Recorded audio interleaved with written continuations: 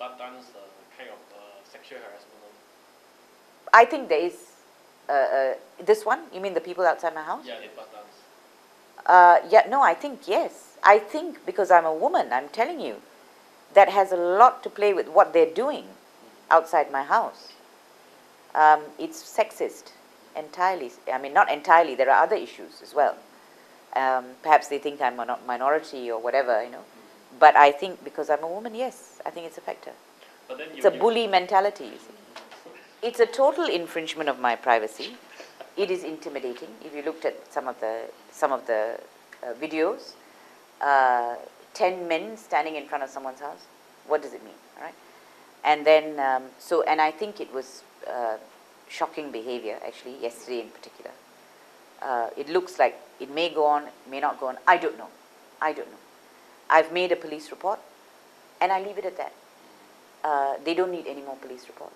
No, I don't know where they're getting these ideas. I don't know. I was a bit shocked by yesterday's.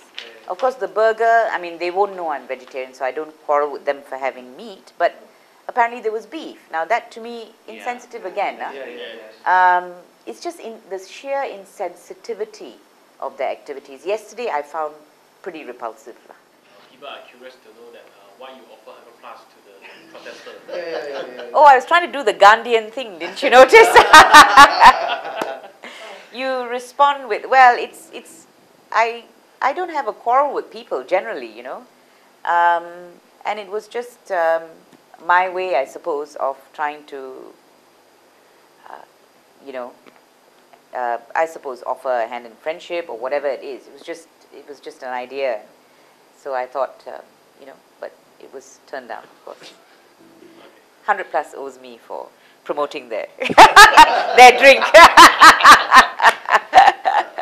But there you are. But yeah, I suppose, yeah, it was just my way of responding to it. And I will respond similarly if they continue to decide they like the outside of my gate.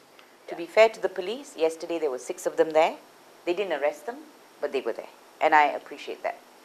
This morning, a police car came round just to do checks. I appreciate that too.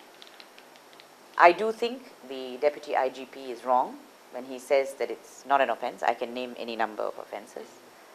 And the sad part is they're going down a slippery slope because they're now going to encourage people to demonstrate outside other people's houses. It may be me today. It can be anyone else tomorrow. In fact, tomorrow, a group of NGOs are going to set up a stall selling Bersih outside the IGP's house. Is that so? Oh, I didn't know that. Well, they can't stop it now. This is what they've said is all right. So, so be it. This is the dangerous trend, you see. So, you know, it's a shame. I consider it voter education. Because my question is this the Malaysia you want? That's my question to voters. So it is good when people do silly things, because then you can highlight it and say to voters, is this the Malaysia you want? Are these the kind of people you would vote for? Would you vote for people who support this? So for me, every bit of this is voter education. And I put it down to that. I let the public judge. And I did the right thing. Because there are tweets going around in support, etc. Let the public express their view. Because ultimately, it's not what the authorities think anymore, actually. I've left it to them. If the institutions work, let it work. If they don't work, the public will have something to say. And ultimately, the court of public opinion is what is going to count. Which is why I keep saying, whenever reporters ask me, I leave it to the public. I leave it to the public. Because I have absolute confidence in them coming to the right conclusions. What about the personal costs of undertaking the task that you are taking on? Because your family, for example. Absolutely. My concern always is the family, you know, my children, and, my husband and everything. So really, we've had to take extra security precautions, which we have. There is a cost. But as I say, you have to deal with it. I mean, you have to deal with it. And I'm trying to deal with it in the best way that I can. But don't think for 1 minute I'm compromising on my security. Yeah? I'm not such a, you know, I'm not going to leave it to, you know, what I am taking measures to secure my house, especially my home, you see. For me, I never thought they would cross that line. For me, they have crossed a very dangerous line. And we're going to see the effects of that, I think. And that's where, yeah, my personal space, my personal safety. Do you know that I've had people just drive up, shouting my name from outside my gate, and then they disappear since this burger protest? I've had people driving up as a joke asking, oh, are there burgers for sale? Yeah, it's not funny though, because you know what I mean? It's like everybody knows my address.